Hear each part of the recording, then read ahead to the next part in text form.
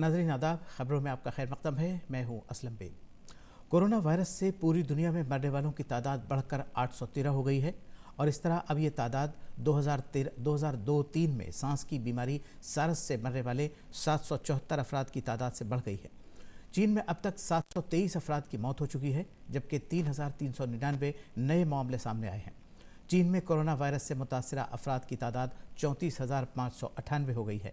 साथ ही 2052 अफराद की इलाज के बाद अस्पताल से छुट्टी भी दी गई है।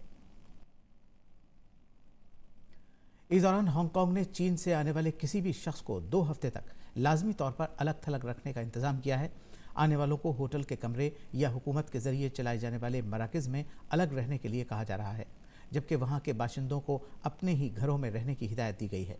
नए ज़ाब्तों पर अमल नहीं करने की सूरत में जुर्माना और जेल की सज़ा होगी। हांगकांग में अब तक कोरोना वायरस के 26 मामलात की तौसीक हुई है।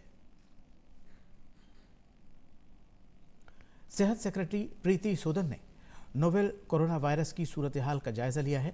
उन्होंने मुतल्लिका हुक्काम के साथ इस वबाई मरज़ की मौजूदा सूरत हाल और तैयारियों पर बातचीत की। हांगकांग और चीन के अलावा सिंगापुर और थाईलैंड से सभी परवाज़ों के लिए स्क्रीनिंग पहले से ही मुकर्ररा एयरवीर बच्चों पर जारी है।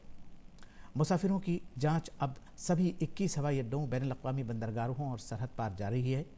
अब तक 21 हवाई अड्डों पर 1636 परवाज़ों और 1,76,703 मुसाफिरों की स्क्रीनिंग की जा चुकी है।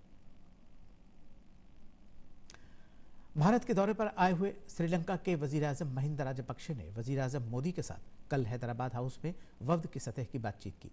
वज़ीर-ए-आज़म नरेंद्र मोदी ने श्रीलंका के अपने हममनसब महिंदा राजपक्षे से दोनों मुल्कों के दरमियान दिफा और सिक्योरिटी समेत वसी तर मफादात वाले उमूर पर बातचीत की।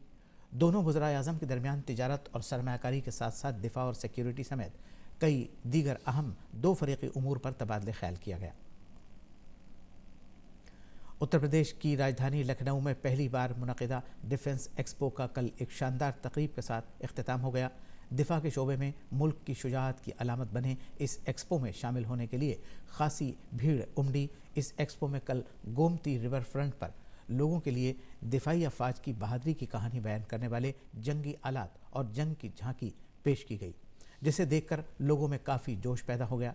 डिजिटल ट्रांसफॉर्मेशन ऑफ डिफेंस की थीम पर मुनक़िद होने वाला ये एक्सपो हर लिहाज से अब तक की सबसे बड़ी नुमाइश रही। इस एक्सपो में 150 से ज़्यादा गैर मुल्की समेत 1000 से ज़्यादा जंगी सामान बनाने वाली कंपनियों ने अपनी मसनूआत की नुमाइश की।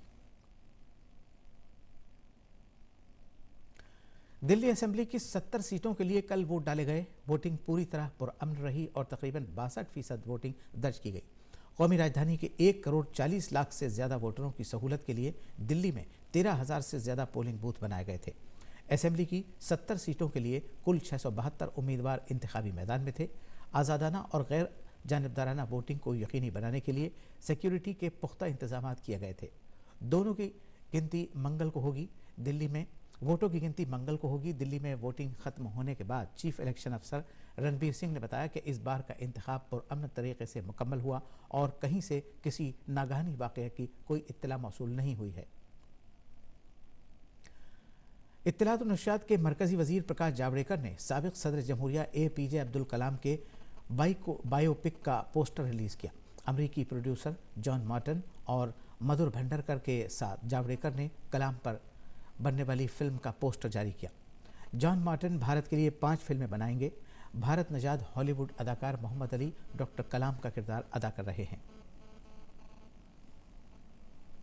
भारत के कई संतों ने समाज में भाईचारे को फ़रोग़ देने के लिए अहम ताअवुन दिया है। इनमें संत रविदास का नाम भी अहम है। आज गुरु रविदास का यौम पैदाइश है, जिन्होंने बचपन से ही समाजी बुराइयों को दूर करने के लिए लोगों को नसीहतें की। सदर जमहूरिया रामनाथ कोविंद ने रविदास के यौम पैदाइश के मौके पर सभी अहले वतन को मुबारकबाद दी है। उन्होंने कहा कि गुरु रविदास मोहब्बत, सच्चाई और निशात सानिया के नक़ीब थे। उनकी ज़िंदगी ईसार, रियाज़त और इंसानी खिदमत की अजीम मिसाल है। नाज़रीन, इस वक्त की खबरों में बस इतना ही। अब इजाज़त दीजिए। आदाब।